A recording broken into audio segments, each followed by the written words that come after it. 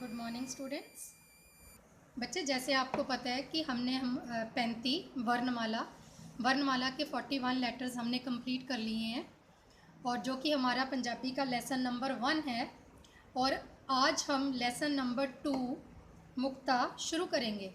Lesson number 2 मुक्ता, हमने आज इसको शुरू करना है। मुक्ता का मतलब क्या है? What is the meaning of मुक्ता? हम इसको मुक्ता क्यों कहते हैं? मुक्ता मीन्स विदाउट मात्रा, यानी मात्रा के बिना। जो ये अक्षर है इनमें किसी भी अक्षर को कोई भी मात्रा नहीं लगती, इसीलिए हम इसको मुक्ता कहते हैं। मुक्ता का मतलब होता है आज़ाद। जैसे हम कहते हैं ना कि मैं इस बात से मुक्त हो गया। मुक्त मतलब आज़ाद, मेरे पे कोई किसी चीज़ का भार नहीं है। सेम ये जो अक्षर है हमारे, इनके ऊपर भी किसी भी मात्रा का कोई भार नहीं होता। ये सारे अक्षर बिना किसी मात्रा के होते हैं, क्योंकि हमारी पंजाबी की जो है 10 मात्राएं हैं। पंजाबी भी हमारे पास 10 मात्राएं हैं। जो सबसे पहली मात्रा है वो है मुक्ता। सबसे पहली हमारी मात्रा कौन सी है? मुक्ता। मुक्ता का मतलब है बिना किसी मात्रा के, यानी विदाउट मात्रा। अब जैसे मैं नंबर 1 रीड करती हूँ, ध्यान से सुनना बच्चे। कग्गा प्लस रारा इज इक्वल टू कर। ये मैंने इसमें हिंदी में भी लिख दिया, घर।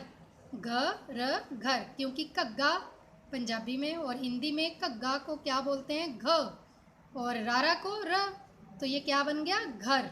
ये मैंने हिंदी में भी लिख दिया, आपको इसको रीड करने में आसानी होगी।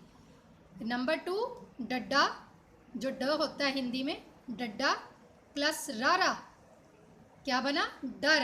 ड र डर, और ये हिंदी में भी मैंने लिख दिया, आपको रीड करने में आसान होगा। नंबर 3 पे मैंने लिखा है म, यानी मम्मा प्लस नन्ना। मम्मा प्लस नन्ना क्या बना? मन। जैसे तुम कहते हो ना, मेरा तो पढ़ने का बिल्कुल मन नहीं कर रहा। मन मीन्स दिल, वही वाला मन। ये मैंने हिंदी में लिखा है मन मन। और नंबर 4 है रारा यानी र प्लस थथा यानी थ। रारा और थथा जब हम इन दोनों को जोड़ते हैं तो क्या बन जाता है? रथ। आज मैंने रथ की सवारी की। ठीक है, हिंदी में भी मैंने लिखा है, इसको ध्यान से रीड करना। रथ रथ। और नंबर 5 पे मैंने लिखा है तत्ता प्लस रारा यानी त प्लस र। जैसे हिंदी में हम त बोलते हैं और रारा को र बोलते हैं, तो ये है तत्ता प्लस रारा क्या बन जाता है? तर।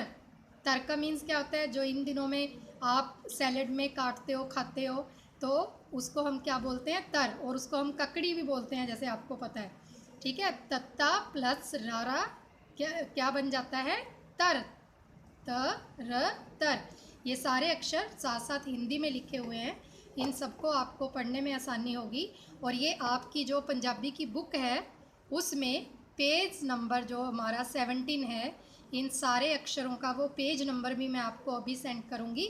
और उसमें जो अक्षर मैंने ये सारे सर्कल किए हैं एज इट इज़ आपने भी अपनी बुक में 0 नंबर जो आपकी बुक है पंजाबी की, अक्षर सुलेखनी दूसरी वाली बुक जो 0 नंबर वाली है, उस बुक में पेज नंबर 17 पे आपने ये सारे जो शब्द मैंने लिखे हैं 1 to 5, इन सबको आपने सर्कल करना है, जैसे मैं आपको पेज में सर्कल करके भेजूँगी।